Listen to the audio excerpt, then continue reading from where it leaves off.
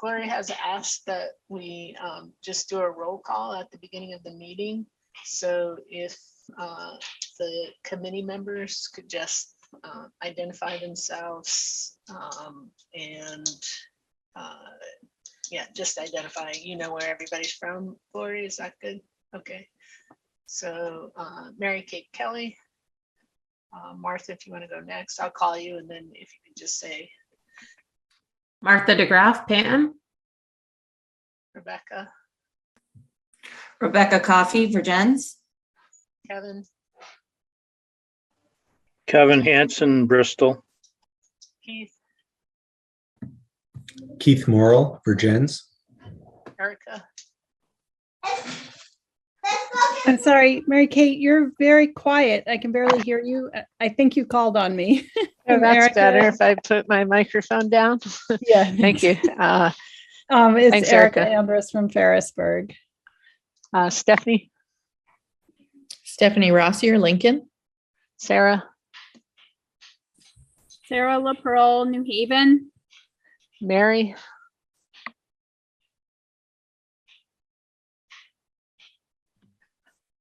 Mary Neffinger, Ferrisburg.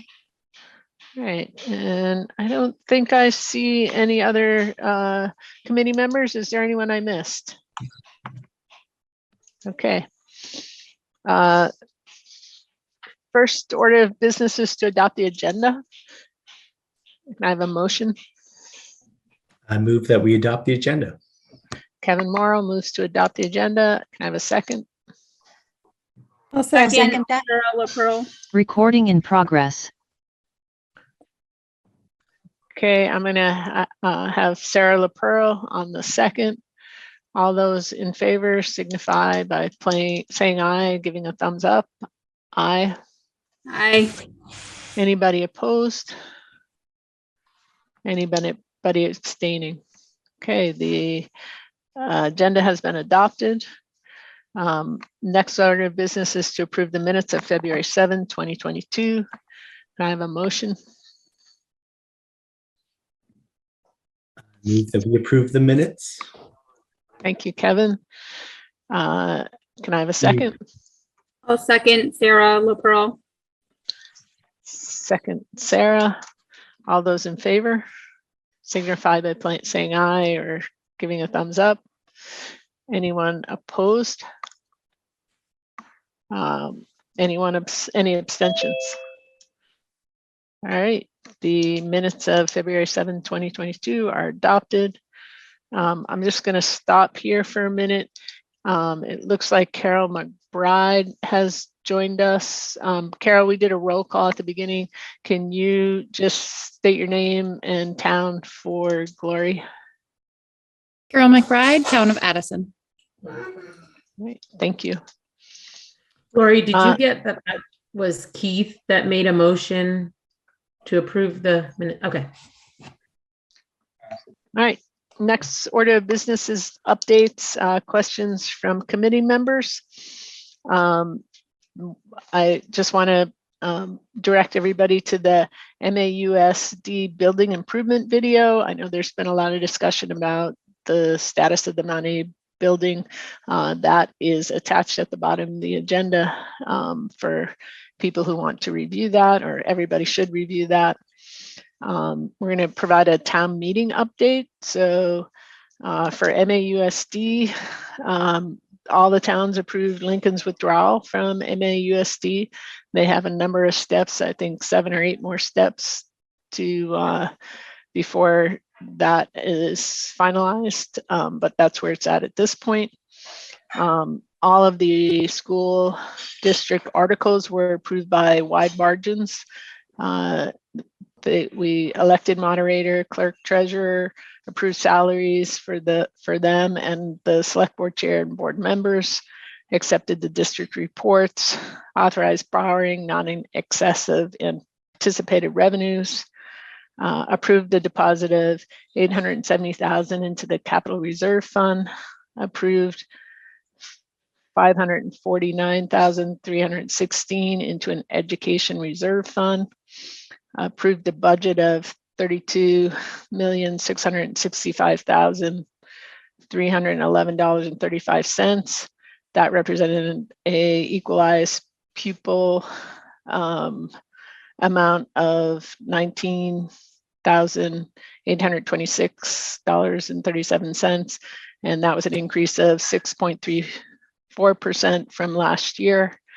Martha's going to provide an update on the Addison Northwest election. Yeah, not as detailed as that.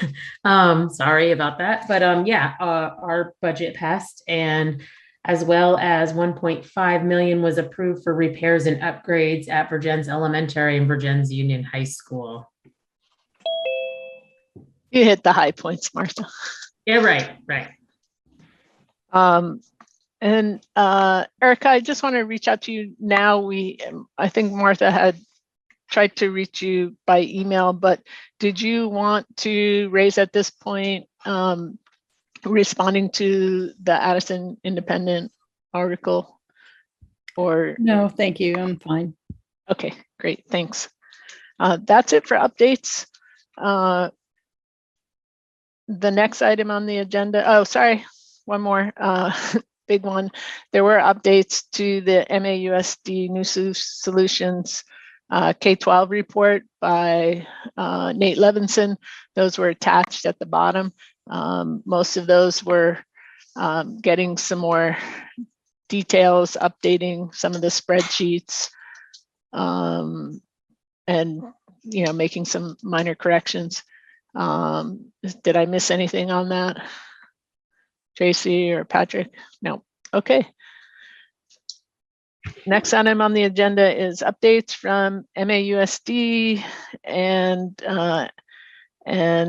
Addison Northwest Supervisory District. Patrick and Keith are going to present those. Patrick, do you want to go first? Yeah, I think it's actually going to be Kevin. Who's gonna great. for MAUSD. And can I just say before we get started that this agenda item is a follow-up to the questions that you discussed at your last meeting. It seems like it's been a long time since we've met, and it might not be fresh, but you discussed, as you were discussing the K-12 report, wanting to know more about the updates and clarifications that came out. So hopefully Kevin will speak to that.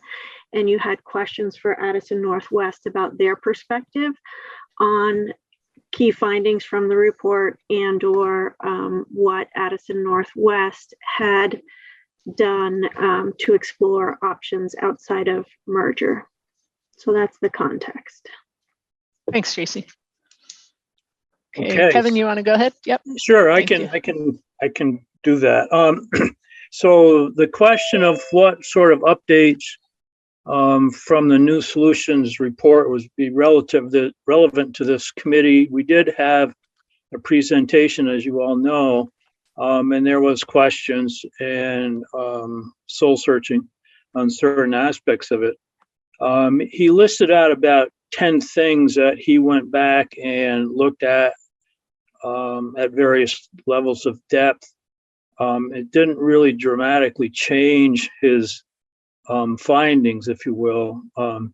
There were a few of them, and some of them were, I don't know if you want to call them administrative, but tactical, or not even tactical, but they weren't really of a level that this merger committee probably would be interested in. There was discussion about the transportation study. He had made a statement that it is possible to maintain similar ride times.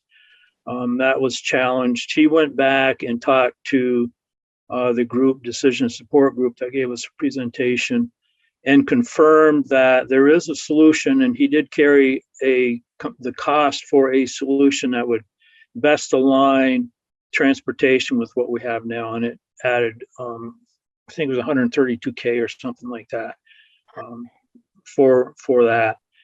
There was and there is ongoing discussion about a unified district as opposed to a supervisory union.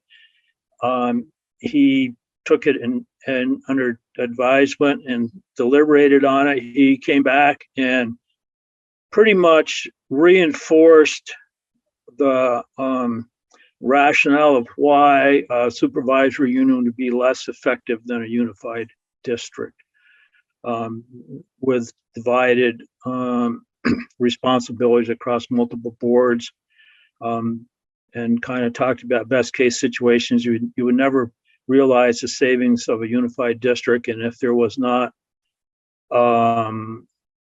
all the boards in sync with each other, if they had varying initiatives, if you will, or goals, that would just continue, that would further diminish those potential savings. So he didn't change his stance there, pretty much just gave more background as to what his rationale of not going with a supervisory union. There was a proposal that included a merger of 3 school districts, Addison and Addison County, one being Mount Abe, Virgins, and then as well as Middlebury.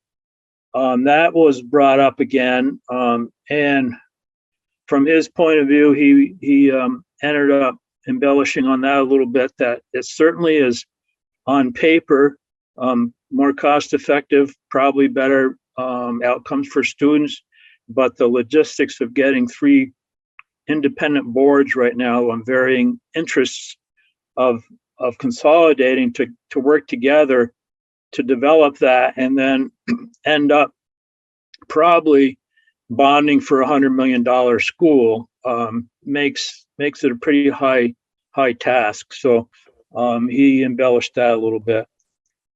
There was some discussion about shared middle management, primarily,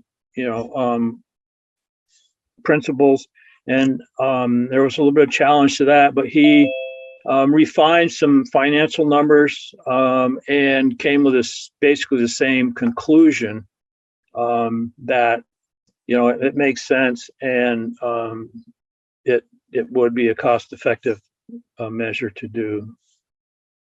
The other point was knowing what Addison Northwest might see in the report, or for that matter, what might be generalized over other districts, that we saw in Nate's report, or the K-12 report, that are really kind of universal. And he talked a lot about having a cost-effective mindset with particularly elementary schools. The options would be to really hone in on expenses on those schools compared to consolidating them, which we've experienced very painfully is not a preferred option. He talked a little bit about the rounding up scenario, where if you've got a need for a 3/4 person in a smaller district, you quite often get a full-time, and you do that a few times and you're really absorbing a lot of additional costs. Again, he talked about a sister school concept, where you've got smaller schools that bind together and really work together to share resources, streamlining middle management, if you will, principals primarily, to wear multiple hats as opposed to a dedicated position. And he carried the cost effectiveness mindset over into instructional coaching and intervention as well, where depending on how you lay things out, again, you could have that roundup effect, really crippling your costs and whatnot. He also laid out a concept called spending per student, or weighted student funding factor, where you would apply a formula based on essentially some form of a equalized student across all the districts, and you would prorate your budget at each local school, based on that formula, and then with giving middle management or principals a little bit more flexibility in how they go about affecting their school with those constraints. That is a very effective measure that he was talked to us quite a bit about. There was primarily in the presentation discussion and with his community input committee, the desire for community engagement, and then, which is pretty universal. And then, you know, obviously we're walking down the path of district sizing, if you will, where you end up with a district that is more suited for the student population of the area. And obviously we're looking at central office savings as well as middle and high school savings, or not savings, but avoidance and increase in improvement in programs. The other thing that he kind of hit on would be distribution of grades, specifically looking at moving the 6th grade into a middle school situation. That is interesting with the varying models that are out there, whether you go towards a K-8, pre-K to 8, or you go from or an increased middle school. He felt that recommendation really gisted with a lot of what he heard from his community input committee, where at that age group, it's more important for them to have peers, greater peers or greater peer exposure, as opposed to continue siloing them in elementary schools. So those were the kind of the big takeaways that, you know, can universally be applied, that, you know, obviously Matt Abe is looking at very seriously, given you know, the report and the analysis that he provided for us. Thanks, Kevin. Are there any questions for Kevin? Okay. Before I move on to Keith, Gloria, do you need names of, you know, we have someone like Matt's iPhone. Do you need that name for your? No. Okay. Thank you. Keith, if you can give a report for Addison Northwest Supervisory District. Sure. My report's a little bit different. I've got some guiding questions here from Tracy that we've answered. Just want to start by saying I'm not speaking for the board on behalf of the board. This is just my best attempt to answer these questions of what the board has done. So the first is looking at options discussed and explored and implemented by the ANWSD to address declining enrollment and rising tax rates while promoting equity, sustaining and growing opportunities for students. I think a lot of some of this is a little bit of rehash for this committee, but it's probably worth repeating. So the big thing that we have done within our district to address this declining enrollment is we've reorganized our elementary schools to provide both equity in cost and in opportunity. So one of the elementary schools within our district costs roughly between $4,000 and $6,000 more per student to educate. And the student to teacher ratio was well below district policy guidelines. So in some classes, this low student population created strange demographics like gender inequalities, as well as less than ideal grade room configurations. So an example of that, and Sheila, correct me if I'm wrong, there were like some K1 configurations. So they were combining classrooms and grade levels to try to flesh out class sizes. So this was the situation at that school, but we shifted those students into VUES. Doing so dramatically slowed the curve of our tax growth rate to about 1% annually. If you can look at the annual report for our district, we've literally bent the cost curve. Costs continue to go up. I mean, they always do, but the shift in rising costs is noticeable. It has been significant. I'm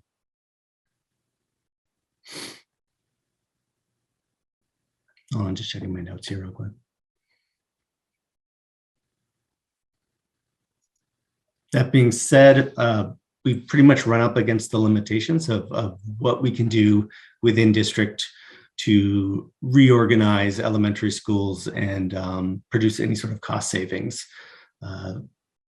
merging our two elementary schools would not provide us with any further opportunities to reduce staff, which is really where the cost savings are. I mean, we know that, we've talked about that here. We would, so there's really, at this point, seems to be no reason to move forward with that discussion. I mean, that is why we're here. We're running out of moving parts within our district to affect any significant savings for our taxpayers without cutting into programming. Which leads us to the next part, which is talking about growing or sustaining programming. That has really been the drive behind a lot of the board's actions over the last few years, is trying to sustain our programming as best we could, particularly at the high school level. In terms of growing, there really, to my knowledge, has been no growing of programming. We've had a track program that's been added, which has been great, but that's the only thing I can think of. Please, Becca or Sheila, if I'm missing something there, feel free to jump in. So we do know a couple things about our schools. Our central office is about as small or similarly sized to relatively sized districts. So in terms of shaving down our central office size, there's really not a lot of wiggle room there. Merging into a single district, and our district sort of gave the impression of a growing central office size. That was really just a restructuring of costs within the district, you know, as things shifted around under the umbrella of where they were coded.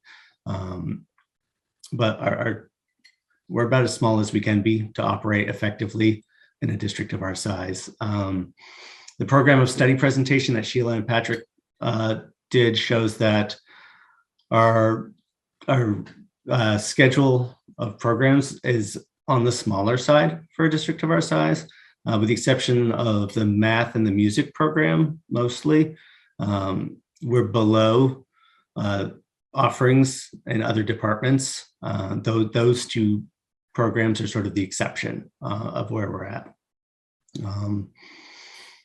So, yeah. One other thing we have done, we've expanded. I guess we have expanded preschool offerings. We now have 5 full-day program, 5 days a week. So that is one area we have grown. We have, like Mount A, we've discussed restructuring middle level, but that is not necessarily a cost savings for us. It would just be strictly for the purpose of strengthening our educational model and our opportunity for students, but there really are no cost savings to be had. It would probably incur a small fee for the purpose of like restructuring the space to appropriately accommodate any new students that might move in if we did reshuffle or restructure our middle school. We also, when we were reorganizing schools, we brought what we call the Addison Wayfinder experience into the vacated Addison Central School building. We did this to help mediate expected increases in Act 173 costs, or increased, I'm not sure if I'm saying that right. Sheila, help me here. But the funding that we would otherwise get for special ed would have been compromised if not for bringing these students somewhere on campus within our district. The program allowed us to do that. Unfortunately, it's been particularly difficult to maintain and operate the program with COVID, like pandemic-related staffing shortages, the same staffing shortages that every industry is experiencing right now, and those difficulties continue. So it's unclear what the fate of that program within our district will be, but those are upcoming discussions for our board. And in terms of what the current thoughts, hopes, concerns, this is the second part regarding the merger study process, what the ANWSD board hopes out of it. Honestly, the board has not made any definitive statements regarding the merger's work. They continue to receive reports regarding the merger and ask deep questions where necessary.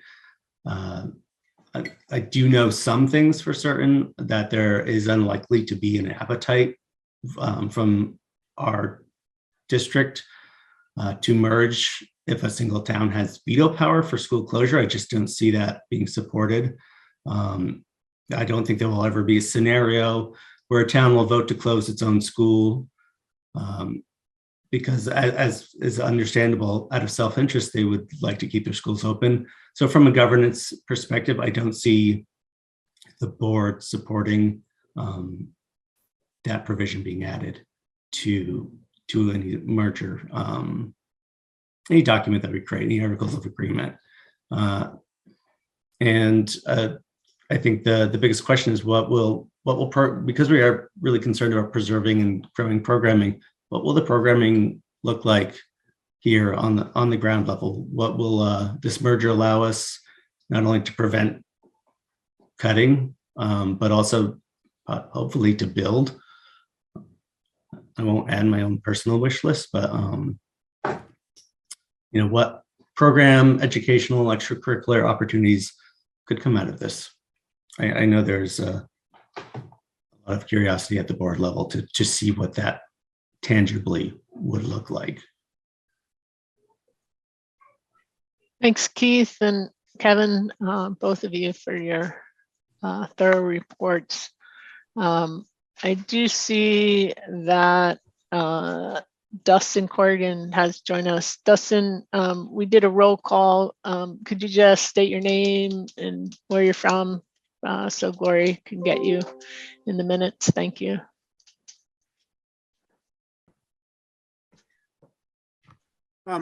Yeah, Dustin Corrigan. I'm from Bristol. I'm also a Mount Abraham teacher.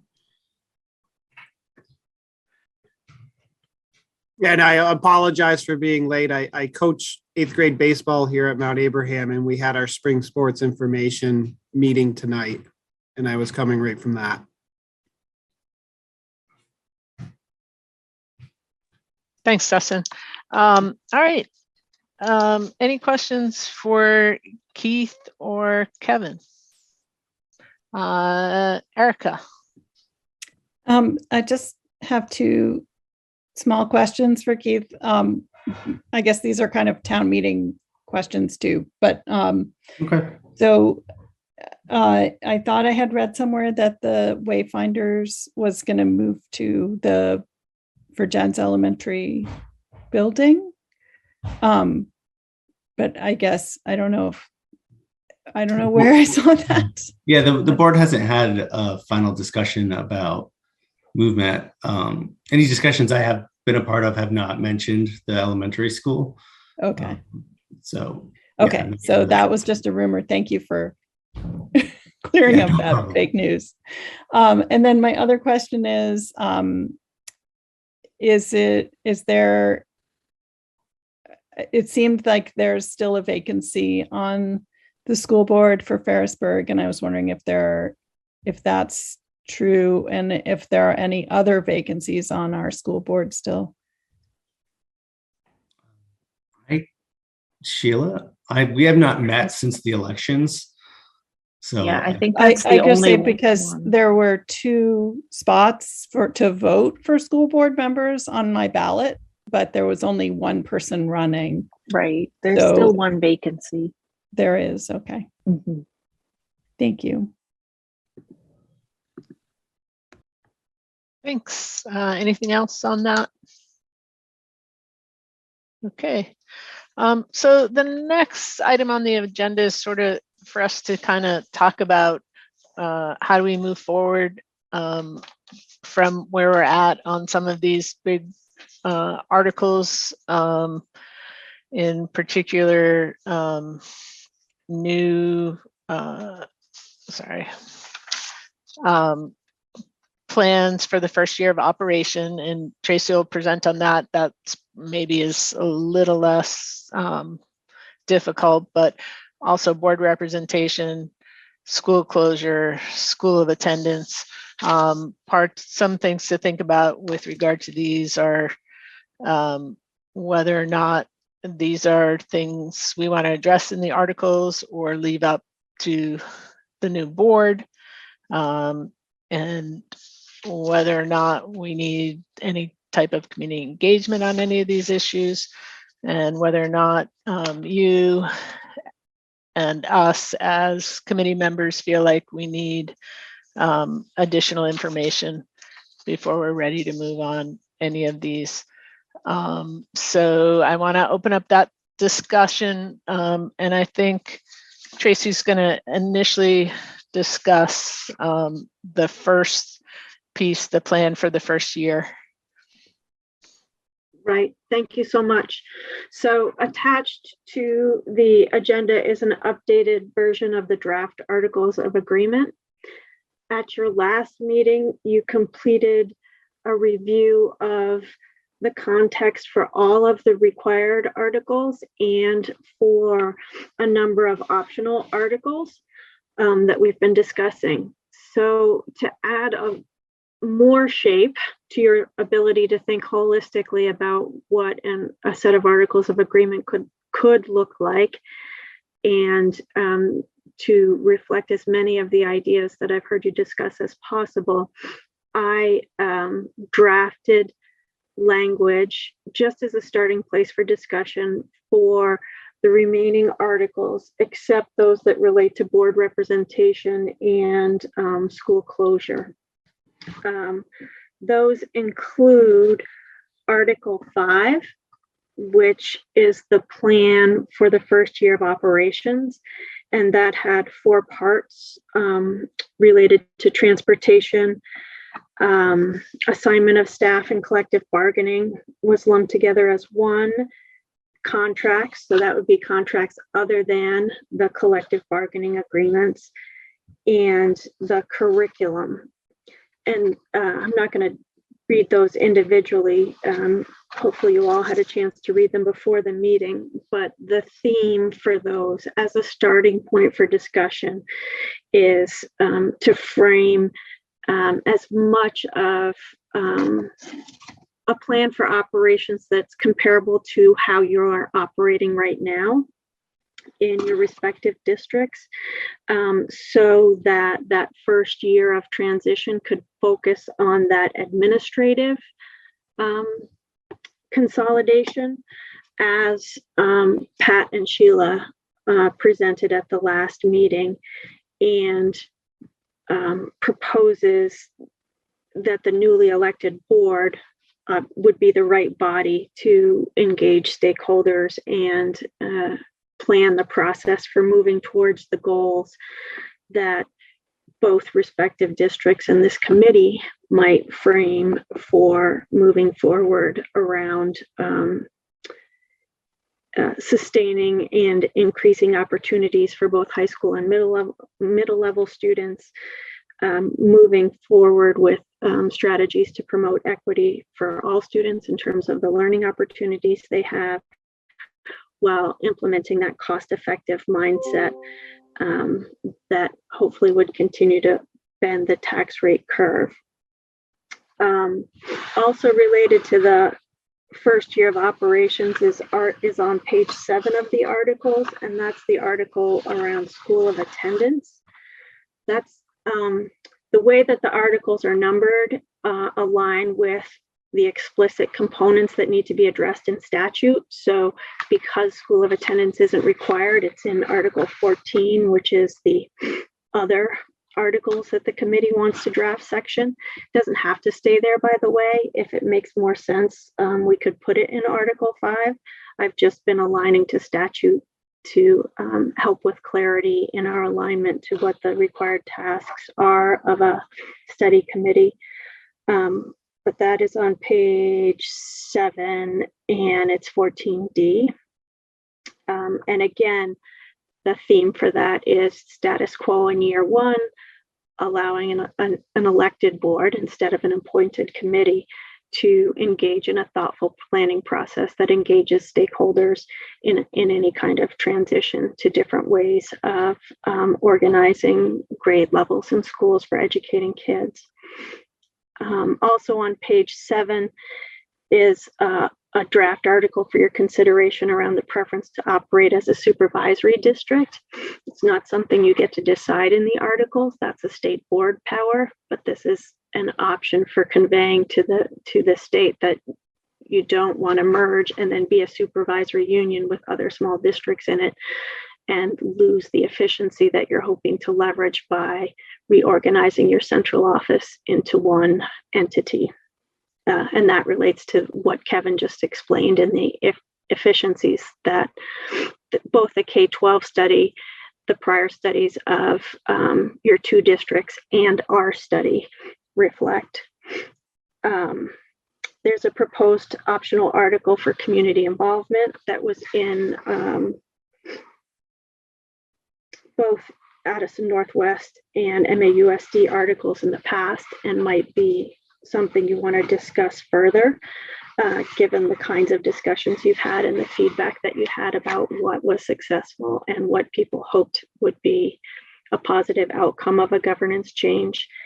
And then just back one page, Article 13 could be an article that clarifies roles and responsibilities of boards during a transition period, during which ANWSD and MAUSD continue to operate, and the new board is elected and is gearing up to start operations in the next fiscal year.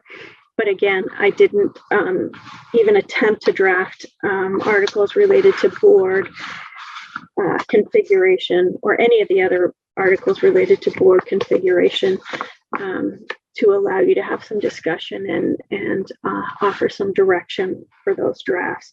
But it's my hope that that gives you a complete enough picture so that you're really able to engage in answering the questions that Mary Kate posed and maybe move on to shaping direction for next steps.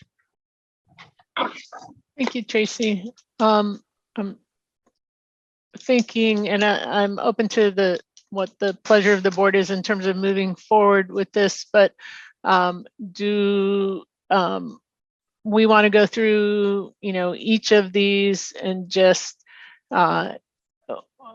so that we're not jumping around each of these for the plan for the first year of operation in these articles that Tracy has put drafts together for, and just, have a discussion about whether there are questions, thoughts, and what might we need regarding these. Does that make sense to people? Give me a thumbs up, or someone has another idea of how to approach. Okay, all right.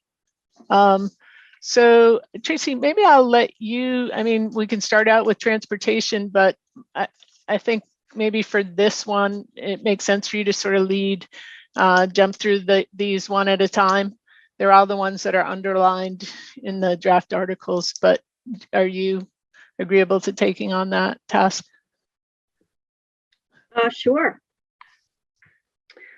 So, well, let's start in the order that I just reviewed them and take a look at Article 5, which has the 4 parts that are related to the first year of operations. And then we'll jump to School of Attendance, which also relates to that first year. And the first article in the clump of Article 5 is around transportation to students. And the draft language there is aligned with Addison Northwest and MAUSD's articles from your prior, and also had a blurb in there for your consideration, given your feedback and discussion previously about transportation and the findings that Kevin just reinforced around the feasibility of an option that can meet the kind of time, ride duration, and expectations that people talked about being important. So ride durations that are comparable. So the language sets an expectation that the board consider that promptly as part of their transition planning process. Thanks, Tracy. Does anyone have any comments or thoughts, or whether we need anything further with regard to this? Kevin. I I think I know what it says, but I would be a lot more comfortable if for this article and actually a couple others in 5, that the last sentence, we specifically say something like after the first year or whatever the expected period of time is, after the first year, the board of school directors of the new USS would make blah, blah, blah, all the decisions. I think, to me, I think there's some room for some ambiguity there. It would be prudent to clear up.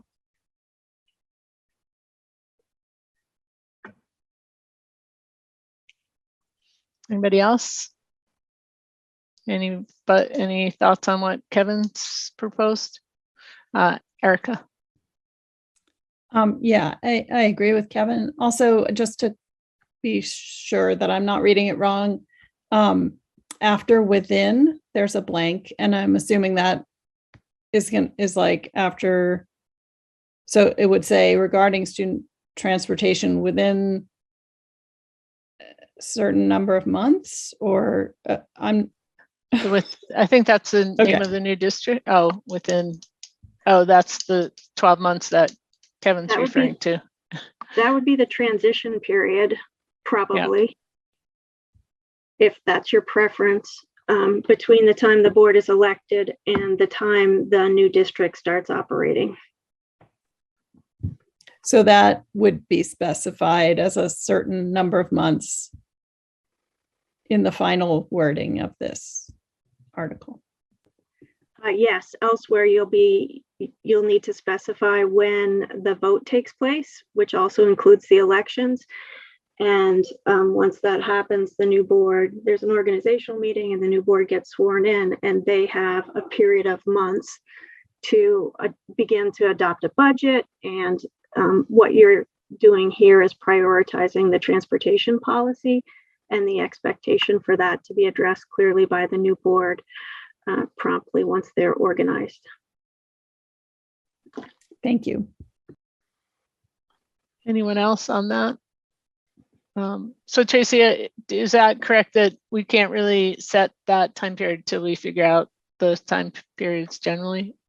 Yeah. Okay. Right. All right. Tracy, if you could move on to Article 5B. Sure. 5B speaks to where staff would be assigned to teach and work and collective bargaining agreements. And again, this item is parallel to what's in the articles that have been in ANWSD and MAUSD's articles of agreement. It affirms what a new entity would be responsible to do based on law, which is honor the contracts, the master agreements that are in place, pending negotiations of new agreements. And it also attempts to clarify that employees would be assigned to teach in whatever school or schools, as the case may be at the elementary school perhaps, that they would have been assigned to, provided that there could be agreements otherwise, should circumstances be appropriate. Okay, Rebecca.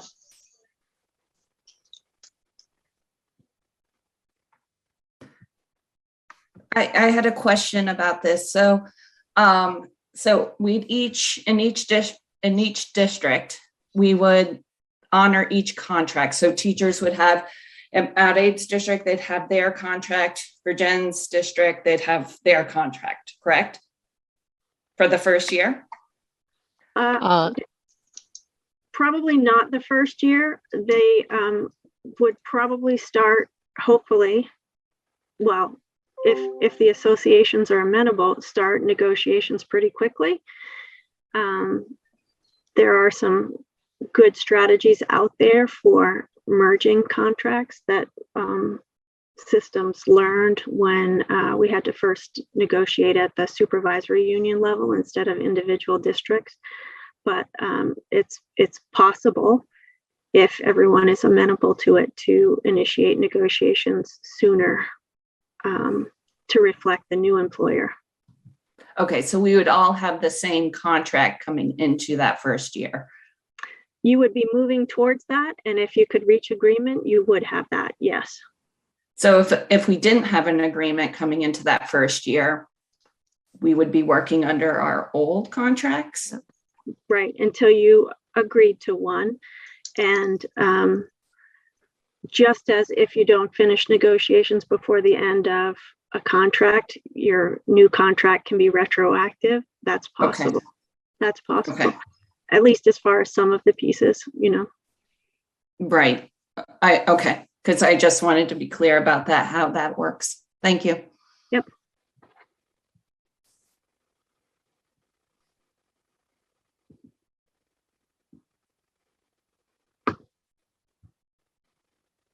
I'm muted. Sorry about that. I was muted. Kevin? So I would suggest the last sentence, last paragraph, we do the same thing that discussed for A and define the time period that they are enabled.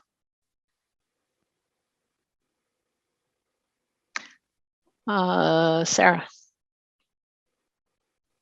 I'm just clarifying what Rebecca was asking. So should we be in a place where we voted to do such a thing this fall? The goal would be that it's around 18 months before it would be functional, and that we'd have to have those contracts into place, or is it like 7 months? I'm just that's up to you to decide. First year of operation wouldn't actually be the summer of like July 1, 23. It would be July 1, 24, or is that, I get confused. I would recommend, but it's totally up to you, and it might be something that you ask for additional input from your administrative team. But the less time you have with overlapping boards, the better I think you can govern and operate your systems. So my recommendation would be that if your vote is in November of 22, that you shoot for July of 23, July 1, 23. Right. Which would mean, just to deal with other budgetary items, now that I'm sidetracked here, which would mean that the budget season would be a collaborative session with a new board and the two superintendents for that July to operate, but then hope to maintain that first year as like parallel sort of systems with one budget. Is that what we're envisioning? Okay. And then after that, you can start to get a little bit creative, but we're kind of running in parallel with one framework and two leaders. Yeah. Okay. Yeah, thinking aloud, you might not be able to pull together a budget for the new entity for town meeting. For example, if the election is in November and then the organizational meeting goes through a proper warning process, the soonest that probably could happen would be late December, early January, which is late for a budget to start. It's possible if your administrative team and your boards of ANWSD and MAUSD have been working really hard, it could be really possible to pull together a budget pretty quickly, but it's more likely that you might have to have a special meeting of the new district a little later in the early spring. You mean voters to approve the budget later? Yeah. Okay. And then the two current boards, they could direct their financial offices to work together in anticipation beforehand, possibly, if they decided to do that. Erica? I'm sorry if this isn't the right moment to ask this question, or if this has already been answered, but would the new board be elected at the same election as the approval of the merger proposal by the voters. So like if we decide that this is a good idea and we want to present it to our voters and then we put it on the ballot in November, there also has to be a slate of people running for the new board at the same time. Okay, Yes. thank you. Yeah. I just had a clarifying question for me, and maybe Sheila or Patrick could answer. What's the current CBA expiration dates? Ours go through the end of next year. Our sunsets this year, so we're more than halfway, I would say, through negotiations right now for a successor agreement. So the actual length right now is uncertain. Okay. And is any of this part of that discussion? It's part of the discussion, and it's hard to, without knowing what's going to happen, it doesn't play necessarily a huge role in the discussion because it's one of many variables. Right. All right. Thank you. That's helpful.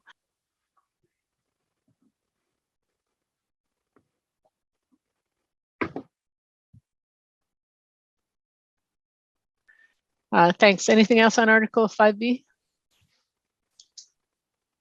All right, let's move on to 5C. Tracy, if you could do that. Just basic language to cover all other contracts. So it might be your leases for your copy machines and things like that. Affirming the new entity's obligation in law to honor those, and that the new board would make any decisions after those expire regarding future contracts. Keith? I'm just going to drag the conversation backwards for a second. Sorry.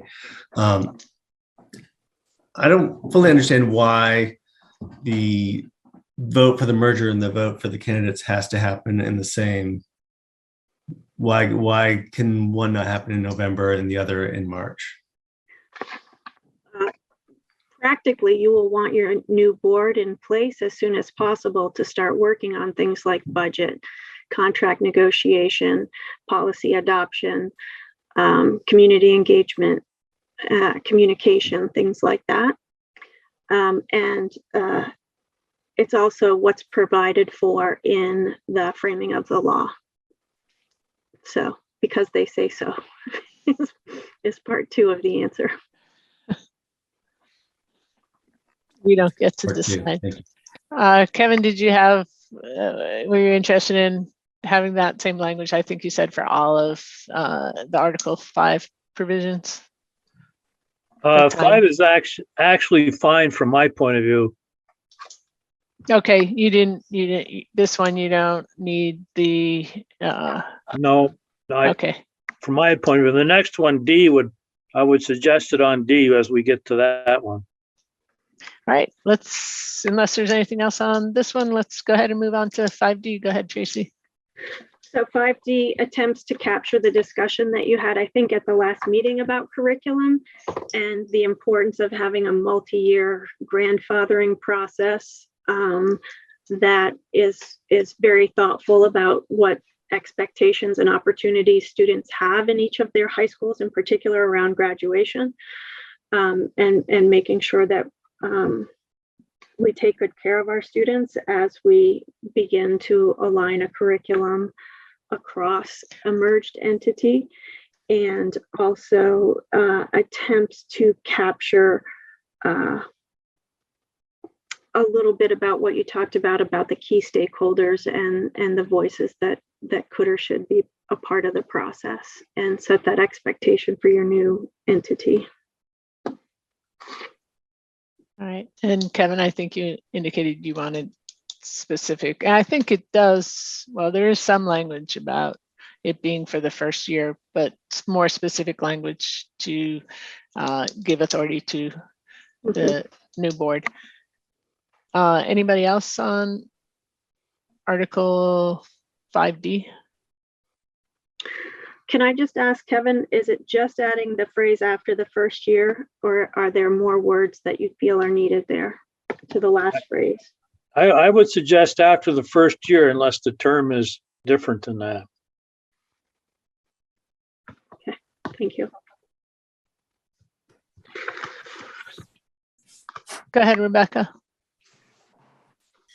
I have another question. Is it always, and it's just me not knowing, is it always the school board that sets the curriculum? I just wonder, like, if there should be like teacher input, like, and superintendent. I just feel weird leaving it out there just for the school board who doesn't necessarily know pedagogy, who doesn't know anything about developing curriculum necessarily. There might be people on it that do, but I just feel weird leaving that language there without this other stakeholders involved that know curriculum development and brain development and, you know, all of those things. Absolutely. And so that's why it says initiate a process for establishing, but we could add language that references including and list some of the types of people you want to be sure to include.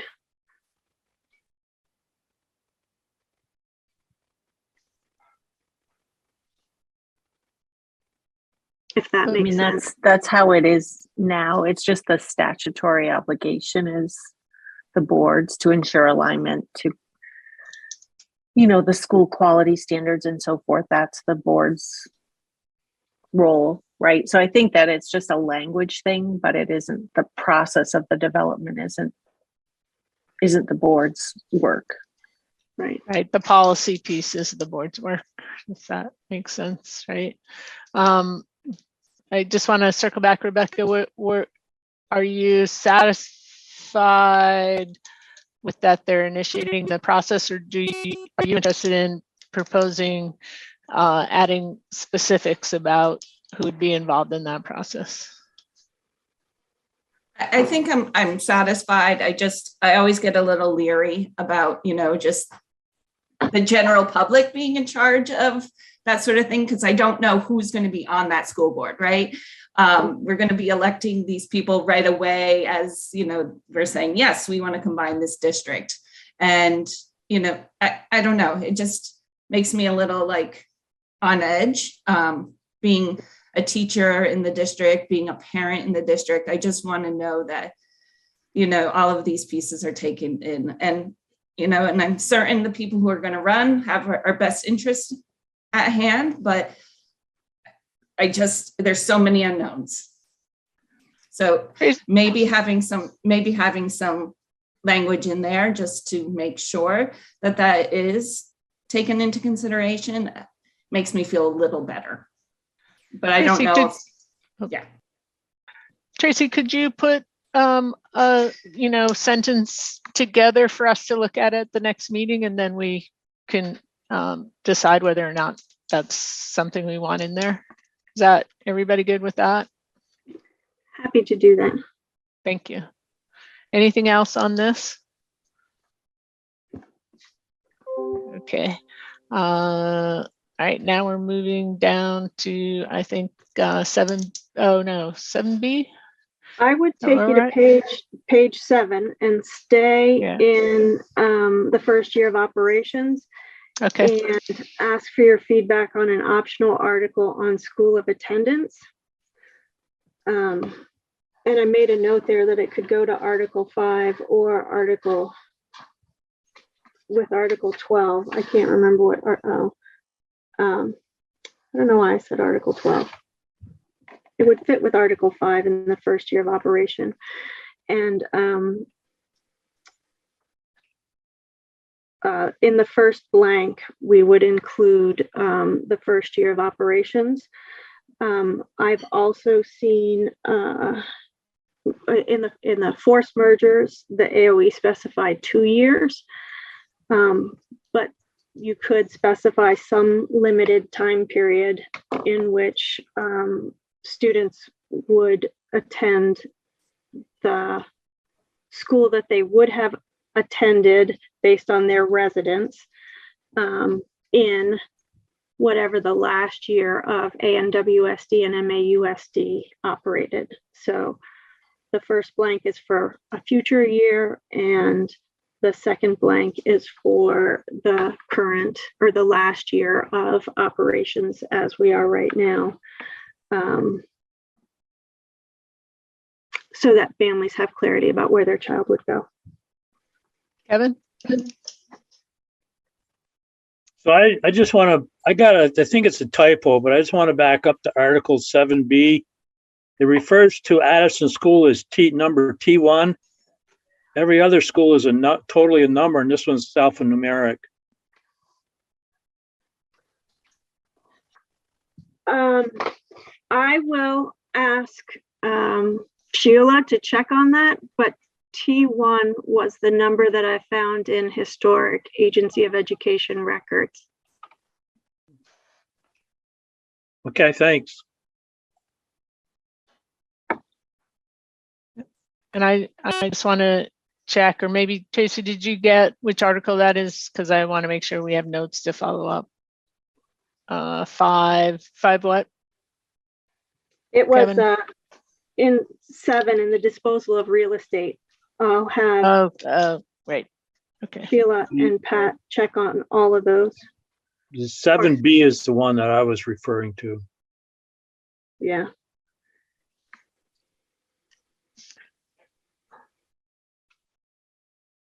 Okay.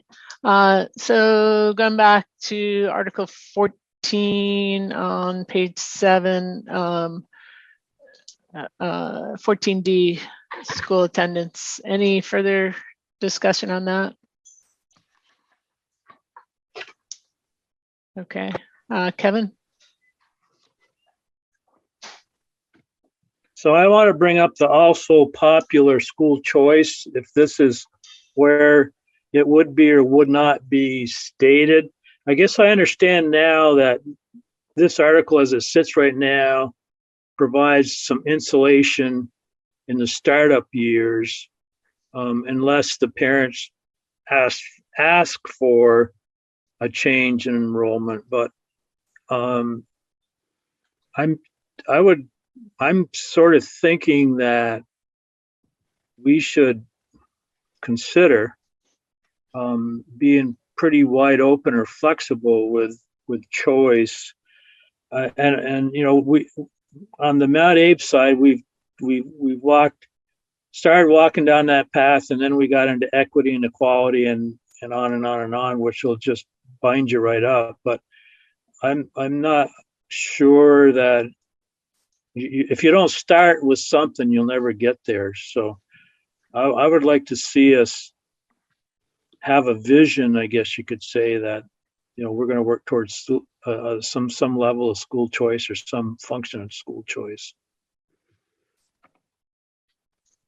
You could add a phrase that says that the board within some time period, the new board will adopt a policy on school choice within the school district.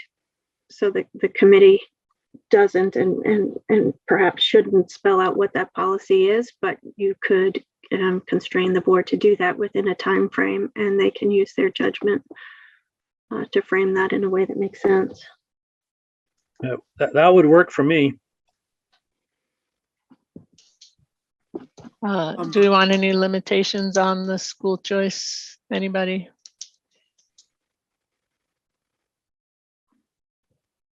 All right, just leave it to, go ahead, Erica.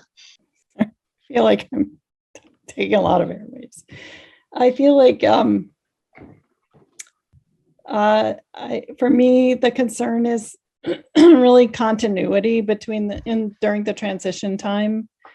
And I just feel like I want to emphasize in the articles that whatever is going on in your district right now, for the first year, it will remain the same. And then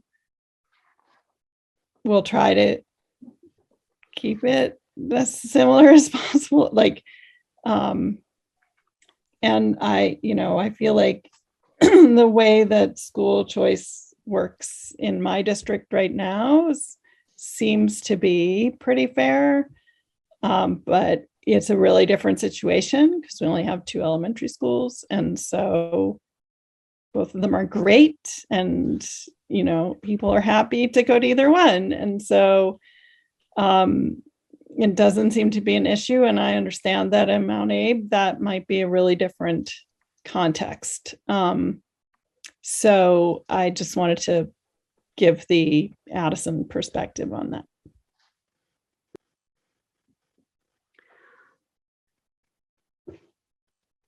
So should it go beyond saying they'll attend the school unless they agree otherwise, and say that in the first year of operations, they'll follow the existing policies? Let's get everybody, and then we'll circle back to sort of where we're at. So Sarah, go ahead.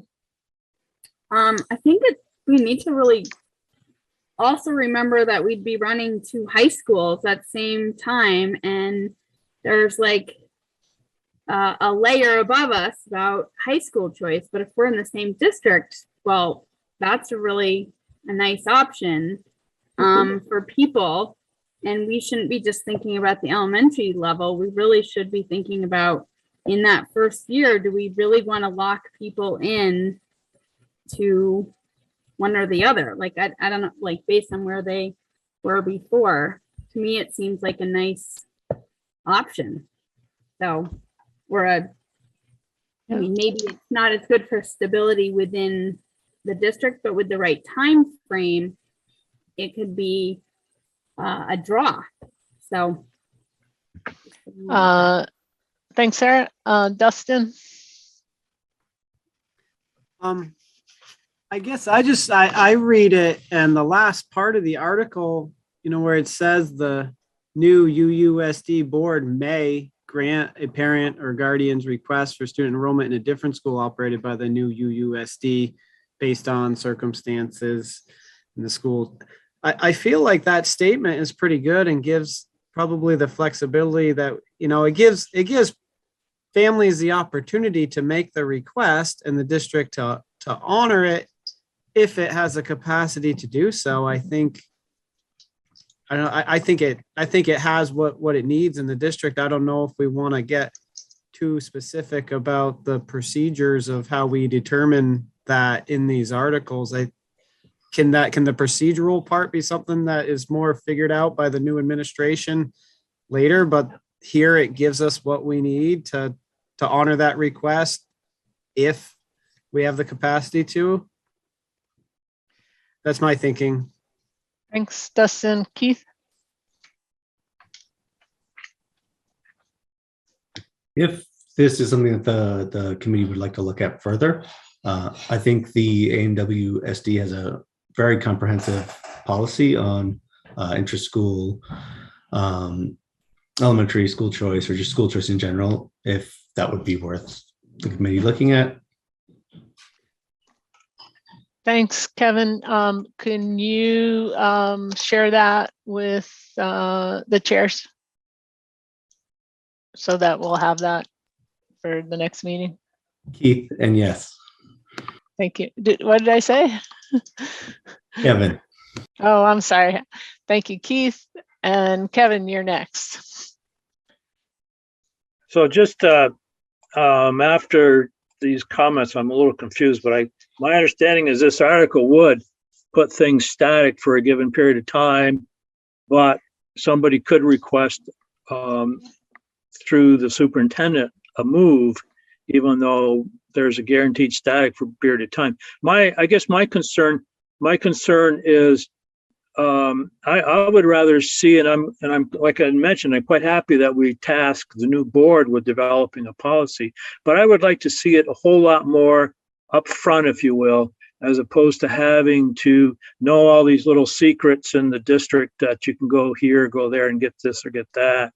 And I would also suggest that it's not just a MAUSD thing, because with merged districts, you may find people in Moncton that want to go to Ferrisburg or Virgins, or the other way around, maybe New Haven. or maybe Virgins wants to go to Bristol. I mean, there's all sorts of options, and you know, over time, the more we blur those geography lines, I think we'll become a better district as well. Thanks, Kevin. Rebecca? I agree with what Kevin's saying, is that we should be like thinking across those lines. And I believe that's what this is all about, right? Is that it would be one district. And so that would, if you want to go from New Haven, you could go to, you know, Virgins. And I think that first year is what we're talking about. And that first year could be tricky. And especially at the high school level with graduation requirements is what I'm thinking the most about. At the high school level, like what happens if a MAUSD student, you know, wants to go to Virgins? How does that work with their graduation requirements and vice versa? And so that's where it gets, I think, the trickiest. I think it's pretty easy amongst the elementary schools, but I think where we're going to find it more complicated is amongst those high school students. And then we have to have a policy on which graduation requirements are we going to uphold. I'm not sure if that would be in policy or if it would just be part of the practice of what normally happens now when we have a transfer student that comes in from a different school setting, and we have to figure out how to make a crosswalk between their former graduation expectations and ours, and how far along they are in progressing toward, you know, our expectations. So it happens now, but you're right, it would be at a scale that we're not accustomed to, you know, potentially. But I think it's something we could work through. So I think it'd be helpful to get from administrators whether, kind of what Sheila just said, whether or not you think that's viable for the next meeting if we were to adopt something. You know, one thought I had is, you know, like MAUSD has French and Virgins has German, and there may be students who want to go to a different school so that they can take a language or some other program. There's the Walden program and other things. So I agree with Kevin in terms of that flexibility and in terms of the geography, but I do worry about, I would like to hear from administrators as to how feasible that is. Tracy, could you draft maybe a second paragraph for this? Well, I guess part of what we need to figure out is continuity for the first year, or is that something feasible where we could still have school choice for that first year? In which case it would be just changing this paragraph or having a separate school choice paragraph. But maybe we could come up with some options so that, and get some report back from Patrick administrators about whether those options are feasible from an administrative perspective, and then have that to discuss at the next meeting. Go ahead, Erica. Just earlier in the meeting, Mary Kate, you mentioned that we were going to talk about maybe what kinds of feedback we want, if we want more community. And, you know, then and right now, it reminded me that we had talked about specifically talking to teachers and students, I think also, and we have not followed through on that. And I think that would be, to me, really useful, particularly to talk to staff and teachers in the districts to get feedback, because I feel like that's a perspective on this question, on the curriculum question, things that I really appreciate Rebecca's input here, but I don't want her to have to carry that whole perspective just by herself. I would really like to hear from more teachers. So I don't know if that's a possibility. Yeah, so I think part of what we're trying to do is narrow down in what areas we want to hear from other people and feel like we need that, as part of our decision making. So what I'm hearing from you, Erica, is for most of these, we've got the information we need, but in terms of the curriculum issue and the school choice issue, you'd like to hear from teachers, and I wanted to hear from administrators on part of that. Is there any other, and correct me if I've got that wrong, Erica, and then if anybody else has anything to say in terms of looking for input on any of these. And that sounds like the right thing. All right, so we'll try to figure out how to proceed with that. All right, so I think we're on to the next article, Tracy. Let's stay on page 7 and talk about the preference to operate as a supervisory district. I think I said all that I need to say when I introduced it earlier. It's not in your control. We can't set it for sure in the articles, but it is a powerful opportunity for you to express your preference to the State Board of Education to operate in a supervisory district structure rather than be assigned to a new supervisory union. Sarah? I agree with this article. That's all I want to say.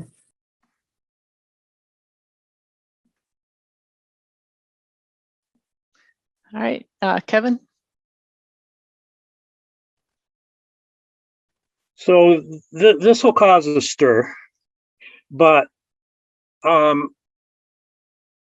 strongly feel that we should be working towards a unified district or a supervisory. I always get those terms confused. But reflecting on the Levinson report, and I personally, I struggle with this, and I consider it a compromise. But reflecting on the Levinson report, he was very positive about this concept or this action, if you will. But he tied it to a town vote for elementary schools as a carrot. And I'm thinking, I don't know. So I'm thinking they two go together, if you will. I think he's right. I think if you don't, and from his point of view, from what I could see from his point of view, it's just not worth the struggle to try to, you've got other options you can take rather than go through the pain of trying to close the schools. So it's academic almost, but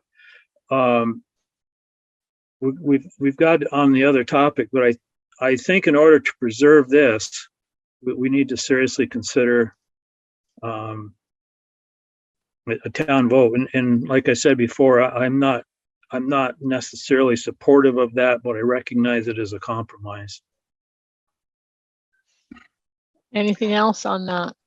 Oh, and there's a lot of scuttlebutt over on the Mount, and to drag it out a little bit, there's a lot of scuttlebutt over on the Mount Abe side about the cons of a unified district and go to supervisory unit or go to some sort of collaborative effort informally. And I'm just concerned that the town vote thing gets disjointed from a unified district operation. Dustin. Well, I just wanted to piggyback on what Kevin said. I feel very similarly that, if this merger is gonna pass to become a unified district, I think it has a much better chance of passing if it includes in these articles some language protecting the town's right to vote on a closure or repurpose of their school building. Anyone else? I just wanted to kind of jump in on that in terms of, I think having the school closure vote seems to be important to the MAUSD district. Addison Northwest is, it's important that you not have, it sounds like it's important to people in that district not to have a school, a prohibition on repurposing or closing schools. I think the supervisory district model is more efficient and will save both districts more money. But, Addison Northwest would, if we'd set it up as a supervisory union, and Addison Northwest could potentially, I don't know, is there a way to set it up like that where one could not close and one could close? I mean, Addison, yeah. So in Addison Northwest has sort of already done that work, and they're sort of bearing the financial fruits of all that work. If Monabe was a separate supervisory, set up as a supervisory union, and Monabe had those closures, Monabe wouldn't have the same sort of savings by having those in, but it might be a way to have this, have this pass and agreeable to voters. So I just share that. Keith, go ahead. A couple of things. I just want to voice my support for the supervisory district model. If part of the purpose of this merger study is to improve student opportunity and education by way of cost savings, it would really seem against the purpose of what we're here to do by venturing the direction of a supervisory union. Second, I just want to reiterate that I think there is limited support for including an article in our articles of agreement or a clause in our article of agreement to allow towns a veto power. I just would like to point out that there's nothing preventing a town who becomes discontented with their situation in the district to withdraw to vote. And I think there's plenty of evidence to show that other towns will support a town who wishes to leave a district if that is that town's choice. Thanks, Keith. Carol. I just want to weigh in on the school closure issue. I do think that a merger would have more success if we allowed 4 towns to vote. Although I feel like no town is going to vote to close their own school. So I wonder if we can put in some sort of logical agreement relating to peer-reviewed evidence of what defines too small of a classroom, or what is an unacceptable student-teacher ratio or unacceptable spending, so that it exists prior to a merger, so that a vote maybe a vote could not be, the school would not be closed by a vote if it didn't meet those thresholds. But if they do meet that threshold, then a vote doesn't necessarily carry the same weight. Just an idea. Yeah, thanks, Carol. Sarah? Right.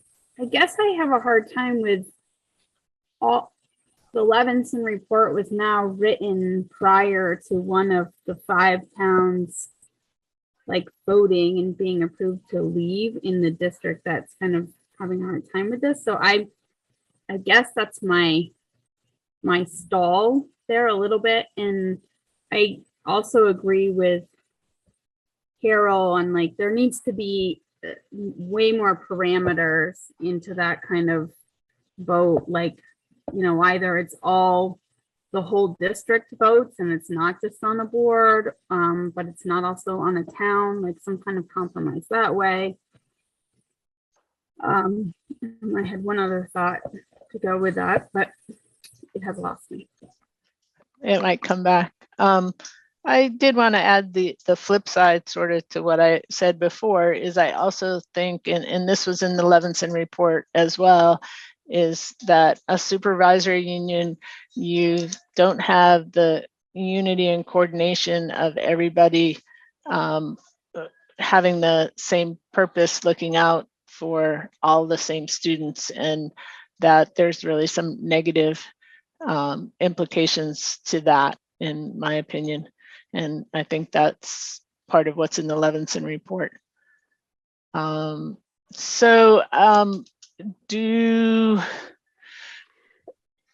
It sounds like the one piece I'm hearing in this that might be helpful in terms of something additional is to put something together in terms of parameters for, you know, sort of the option of when there might be an automatic, but that sounds sort of like a difficult, I'm not really sure who, that sounds more than what I'm gonna ask Tracy to do, unless she feels like that's something, it seems like in part it's a lot of somebody, we have to find the people with expertise who can do that. So I'm not sure who, or whether, you know, Carol or Sarah, you guys were kind of talking about being interested in something like that. I don't know if that's something you know, you have ideas about how to put that together. Tracy, you want to jump in? Yep. And then one is, and I don't know if I highlighted it in my earlier remarks. I did include, previously we reviewed school closure language from other systems across the state. And at that discussion, you invited committee members to share draft language. And there were 2 proposals, and they are linked in the agenda. And I think that one of the proposals tries to offer language that gets at some criteria. that's Kevin's, yeah. Yeah, Kevin's. And you also have Dave Sharp's in there. I want to say 2 things, and then, and that is that the article expressing a preference, because it's an optional article, it's one that I would pay special attention to Agency of Education review in advance of a meeting. And I want to be transparent up front that it's one that they could say, you know, we advise against including that article, or because it's not a demand, they might not. But anyway, you know, Agency of Ed review may come into play. And again, it doesn't mean that the State Board of Ed will do that. It's just a chance to convey it. The other thing I wanted to suggest is that once you do have a working draft of the articles that you feel good about, a process for community input might be a meeting or assigning committee members to meet with stakeholder groups and walk the stakeholder groups through your draft articles and the things you considered, and use that as a process to get feedback before you finalize. That's kind of circling back to Erica's feedback earlier, but it also might come into play around this article and as it relates to school closure. Okay, so I'm gonna sort of back up. So I kind of allowed the conversation to jump to the school closure discussion. And I've got Carol and Sarah and then Kevin's articles on that. Let's finish up this and then circle back when we get to it, to the school closure, and finish this conversation there, just in terms of being more efficient. Keith and Stephanie, you guys have your hands up. Is it related to the supervisory district issue and the language we have there, or is it related to the school closures. All right, Stephanie, it looks like you still have your hand up. Go ahead. Well, I hope this is relevant. I'm circling back to, 5 minutes ago. I need a little time to think here. But related, we were talking about parameters. And I just want to make sure that I'm communicating that we may want to consider putting parameters around school choice, as much as I agree with you, Kevin, about having, a truly unified district where there's lots of choice. From the work that I do, I'm kind of thinking, all right, well, graduation requirements and transcripting and putting that all together with 2 districts with different requirements, and making that be somewhat equitable, so that there is a transition that is, I guess, good for setting the stage for moving forward with this work and having community support. I just want to advocate that we consider putting those parameters in place. I also want to just offer that I am more than happy to gather data and information from school staff. So feel free to ask me to do that. Thank you. Thanks, Stephanie. In terms of parameters, I think part of that discussion, and we'll do that as we, sort of look to vote on some of these at the next meeting. One of those issues is, do we want to decide that, or do we want to leave it to the board? So, all right. So then next one of these, Tracy, you want to go ahead with that? I'll stay on page 7 and jump down to community involvement. That's another optional article, and it was an article that was included in ANWSD and MAUSD articles. And so the draft includes that, as well as language that's in MAUSDs that isn't in ANWSDs. The draft language has a blank in there for a timeline, and you can, if you decide you want language like this in here, you can decide what you'd like the timeline to be. But again, the intent is to hold the new board accountable for strategies for community involvement going forward.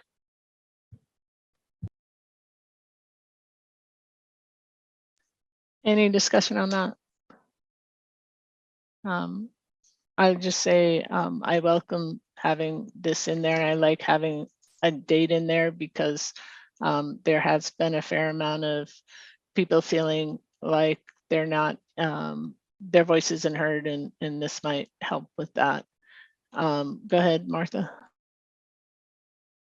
Yeah, you basically said what I was going to say. I think community involvement, I read both articles for MAUSD and WSD, and they're very similar, but I think they also, I think it's important to have in there. I think the community involvement seems to be something that has been at the top of everyone's concern list in the community. I think this addresses it.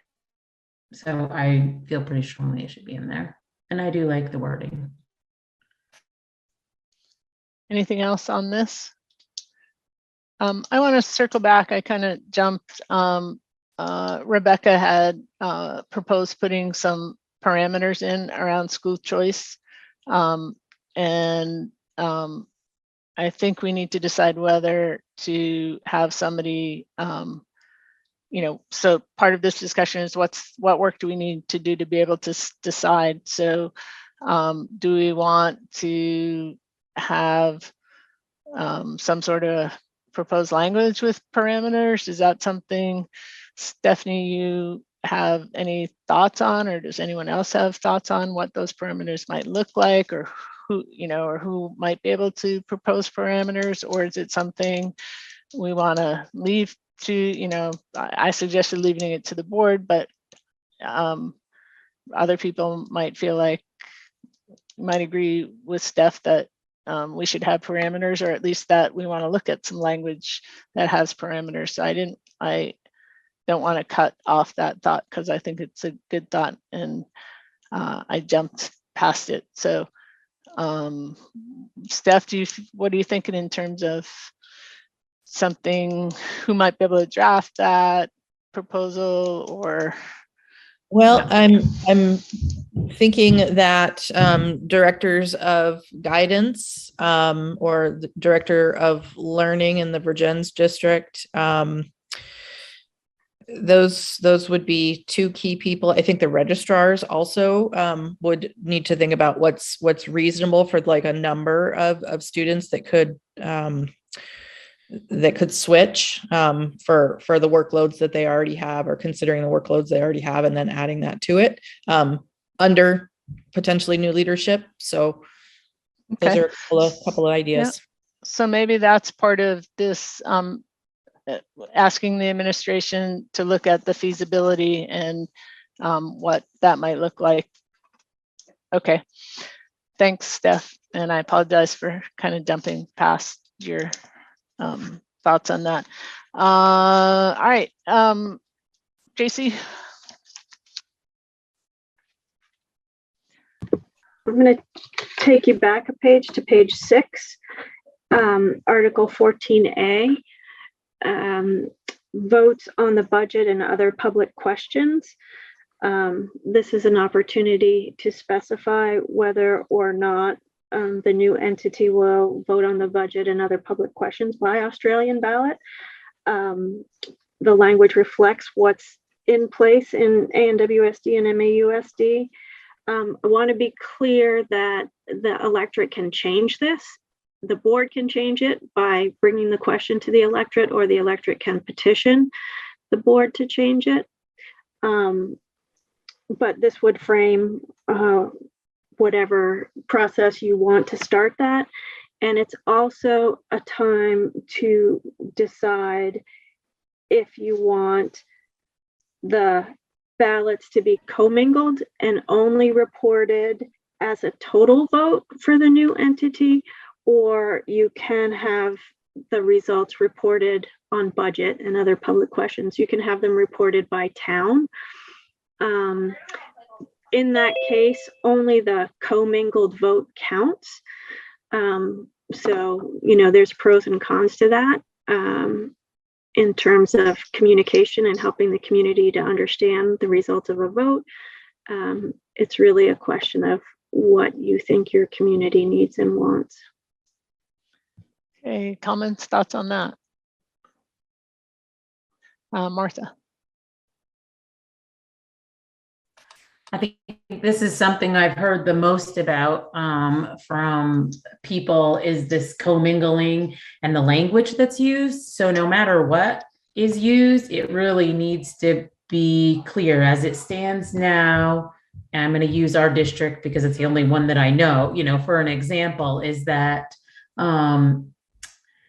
the votes are counted individually by the towns, but then reported for a commingled final count, but they're not allowed, or the individual towns don't report individually. So you don't know if you vote in Virgins, you're not supposed to know if your vote passed in there. It all gets brought to one and counted. And the people in those in the town or the city of Virgins and other places really want, it appears they really want to know whether that budget passed in their town or not. So I don't know if the wording, I don't know how important that is to everyone else. It seems to be pretty important to my neighbors here. And the language, I guess when I first looked at it, when we first started this, I was assuming it meant they're commingled for the final result, but that is not what it says. So that's just an easy way to clarify that. I don't know how it is in Mount Eve. I actually did not read it. I read everything else, but so that's just my input on that. I don't know how other towns feel. I mean, I'm not speaking for the town I live in. I'm speaking about the emails that I've received. Thanks, Martha. Carol? To echo Martha, I think it's really important to release the town by town numbers as well, but take the overall commingled count as what passes or not, because looking at town by town really lets you know if there are areas of concern within the district. And I think that's really important, where people may not have the support of the schools that other towns may have. Keith? Just to offer a contrary point of view there, I think commingling is important. Sometimes it can create division to have town by town report, like a report out from a town by town basis. Thanks, Keith. Sarah? We have only been commingled, so I don't really even know in our district what the votes have ever actually been, because they're taken and put together in one voting machine for school budget and etc. items. However, the votes for people on the boards have been through their towns, so that I think has made it a little bit complicated. Just throw that side. Thanks, Sarah. Mary? I just want to echo what Martha and Carol said. I think more information is good. If there's a town that's always voting the budget down, then that's an area of concern that the board needs to know about and needs to see what is going on in that community. And if they don't know, they can't address it. Thank you, Mary. Dustin? I agree with everything Mary just said. Thanks, Dustin.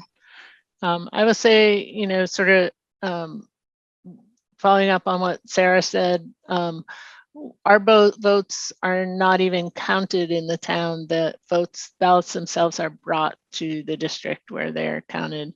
You know, obviously the benefit is we're all, you know, as we're trying to merge and we're trying to be one community for education purposes, there's some benefit to just having one vote.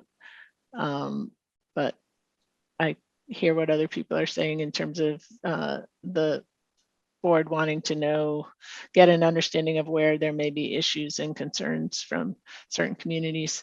But I would say the votes show concerns, whether it's an individual community or not. It's more whether there are concerns from the larger community. Go ahead, Keith. Yeah, I just want to reiterate, I think it would be a mistake to report out by town. There are other ways to obtain information on a town by town basis if you need it. But if we are to be one district, I think it's important to have a one district vote reporting out. So I think we'll look at this at the next meeting and see whether people support it as drafted, or if we want to, the language would be easy enough to change if people don't want that. Sarah or Stephanie, did you? No, looks like not. All right. Well, there's Martha. Question. Does anyone know if the votes are commingled? Like, how does that change to have them all brought to one place to be counted? I like that a lot better. Yeah, nobody, yeah, it is one vote. We just No. bring them all I mean, to- who determines, like Patricia Hannaford Career Center, we bring the ballots to Middlebury and they're counted there. Yeah, that's how it is. We bring the ballots to Mount Abe and they're all counted there and commingled. Go ahead, Tracy. Yeah, that's what the law contemplates in normal times. And I think during COVID, there was an allowance from the Secretary of State's office to allow them to be counted by town so that people didn't have to gather to mix ballots. But the normal commingled expectation is they get brought to one central location and get counted in one place. If you're going to have a commingled vote, that's easier for town clerks. So you don't have to program, in this case, it would be 10 different ballot boxes or counting machines, and it would be more cost effective because it is I believe it's a few $1,000s to program a ballot box. Erica. I just want to support what Keith said, partly because I think Perfect. it's just like we shouldn't rely on the vote to be getting our feedback. That other article we were looking at was about community engagement. And if there's a town that's having a real problem and never supporting the budget, we need to know about that from other means, from talking to people, not just from counting votes. So I think there are other ways to get that information. And I do think it is important that if we are one district, then we vote together. Sarah. I like the commingling of the votes for the blurring of the lines. I also, as a board, I'm pretty sure we approved that we Bristol has a voting machine that we use. Patrick, you can nod if I'm correct. And then every town brings their ballots there and they get run through. So they use it first for their stuff and then our stuff goes in. Yeah, I'll just add our clerk and our board chair and others are present. You get a program card, a chip or whatever for the tabulator. That chip is programmed for our ballot. So we put that chip in their machine when it's time for us to run our ballots through, but everybody brings their ballots uncounted to, really it's, I think, Holly Hall in Bristol, and it goes through the tabulator machine at Bristol that's programmed for our ballot. And we get one result. Even though like the town of Lincoln comes and all of theirs gets fed through, and the town of New Haven comes and all theirs, so they get fed through by town, but the results are produced as one result. Right. There's this one seems to have more of a split of opinion on this.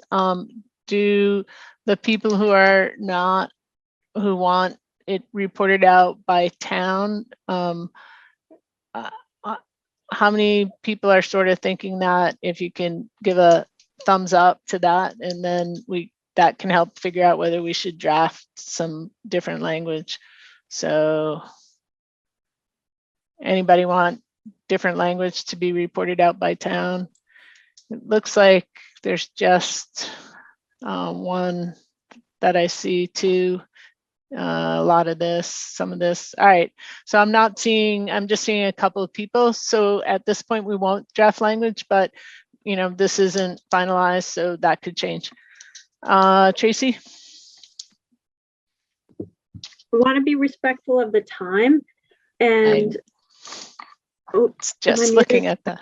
Yeah, I want No, to be you're good. respectful of the time, and say that well, Article 13 just says that the new board has certain powers. It clarifies what is in the law, and that the new board has a job to do while it's operating concurrently with the old boards as they conclude whatever their operating time frame is. And the dates in that would fall into place when you establish a date for the vote and the date for initial operations. Okay, anybody have anything on Article 13? All right. Tracy, is that the last of I guess there's the real estate one, which is, right, is that the only other one left? Well, I guess there's a few others. You've had an opportunity to really talk about all of the articles that are drafted, and really what's left is shaping some direction on the question of school closure and on board configuration. All right, so let's wrap up this then, the draft articles where there's the additional language, everything we've talked about. Tracy and Martha and I have sort of taken notes on things a long to-do list. So is there anything else that people feel like you need more information, or other, we've got some areas of community follow-up, any other information needed on any of the things that we've discussed so far? All right, so we'll follow up on those. Hopefully we took good notes. The next piece then, I'm just wondering, it's 8:21 now. The sort of school closure and the board representation, school of attendance, those seem like they're, big topics, and probably a little late to try to get into a big discussion about them now. But in thinking about them, I'd like to just kind of see if there's any other information or community feedback you think we need for each of them. So rather than discussing the articles as a whole, and then we'll have discussion at the next meeting on these. Does that work for people? Okay, so the first one's board representation. Is there, anybody need other information, other feedback? Go ahead, Kevin.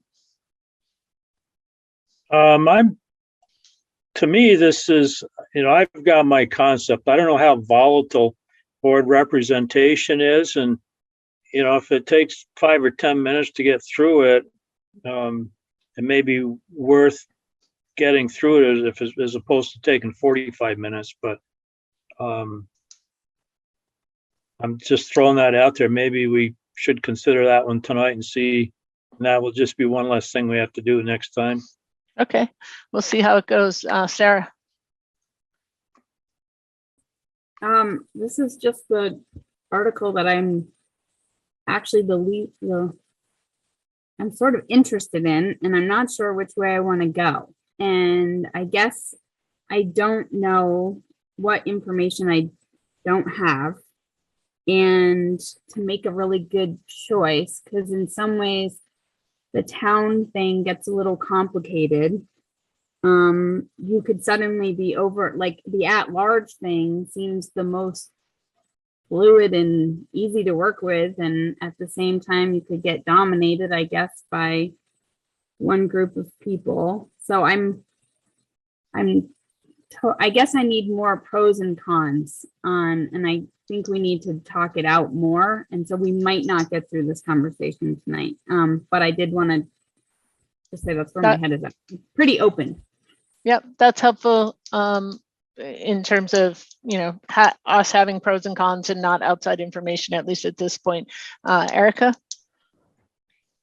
Yeah, I'm on the same page with Sarah, and I do feel like this one is interesting and worthy of our time. And I was wondering if there's a possibility of having some like real life models of different boards that have chosen different ways to be configured like that, because just seeing them all in that document before listed out, and it's a terrible thing to say, but I have fear of math, and there seems to be a lot of math in there. And so, but if I can see actual real people and hear about, maybe boards that are of a comparable size to the board we're considering and how they organize them and what people are happy with, that's I guess what I want to know.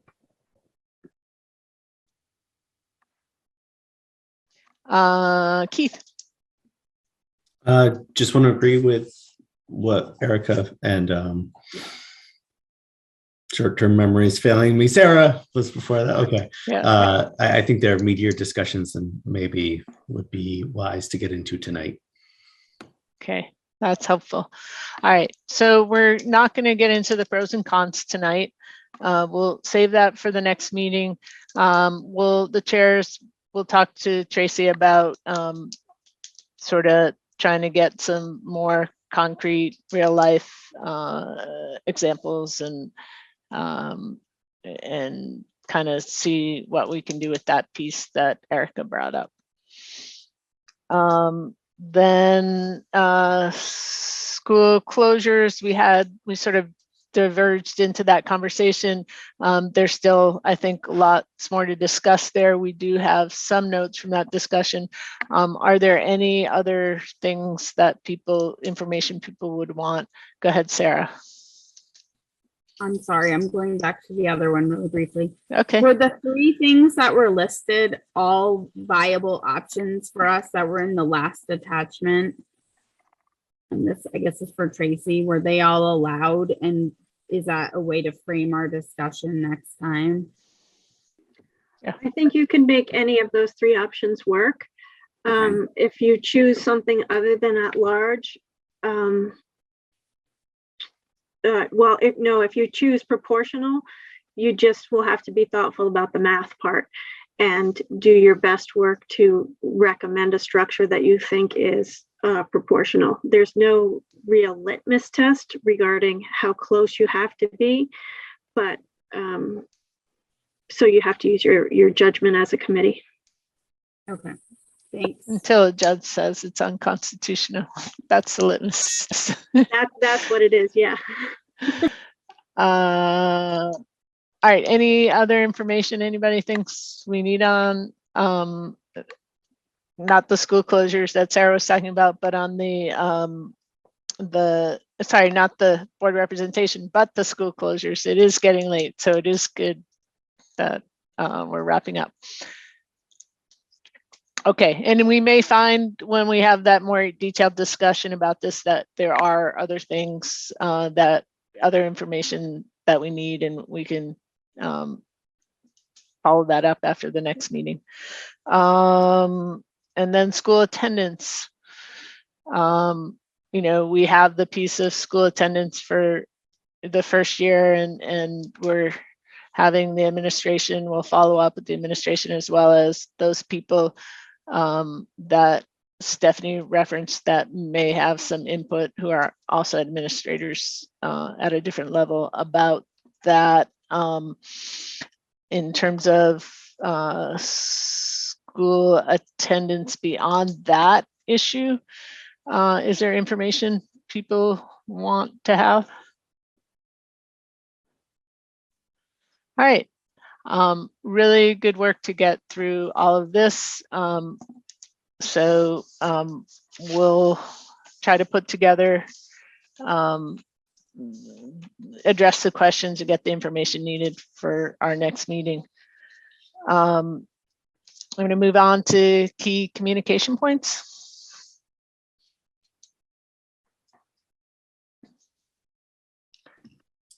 We received reports from both the MAUSD and ANWSD boards. I don't know how specific we want to get on those reports.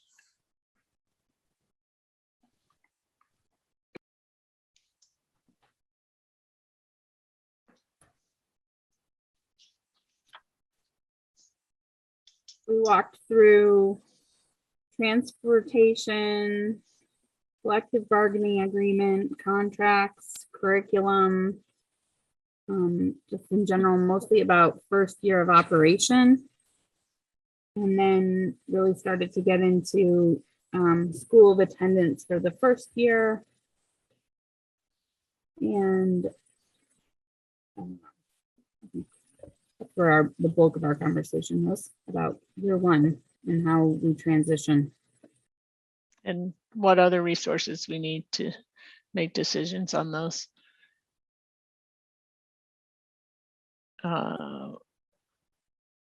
Anything else? We got updates on the town meeting votes from both districts.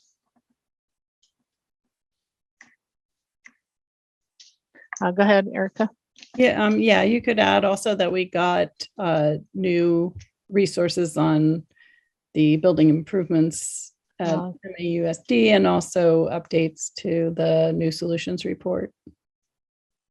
Thank you, Erica. All right.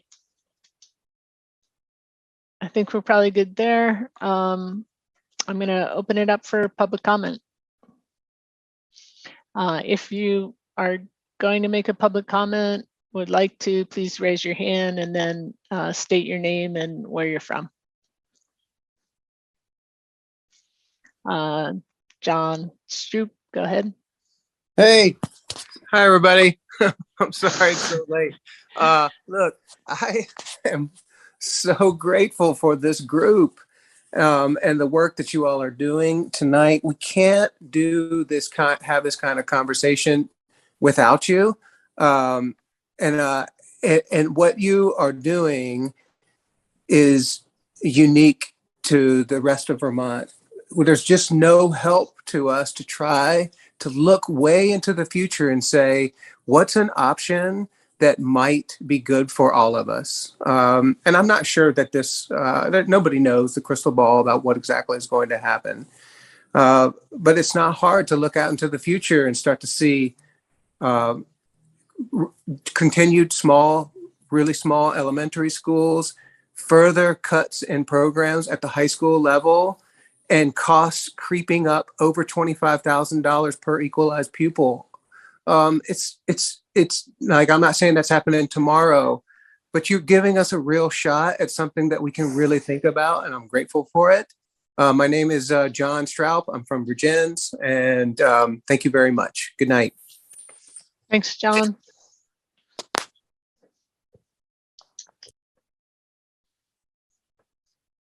All right, I don't see any other hands raised. I'm just gonna, yep.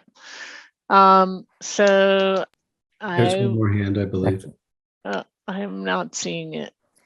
Keeps turning off on me. It's Mark. I put it Mark on and Koenig? it Okay. switches up. Yep. Sorry, I don't know.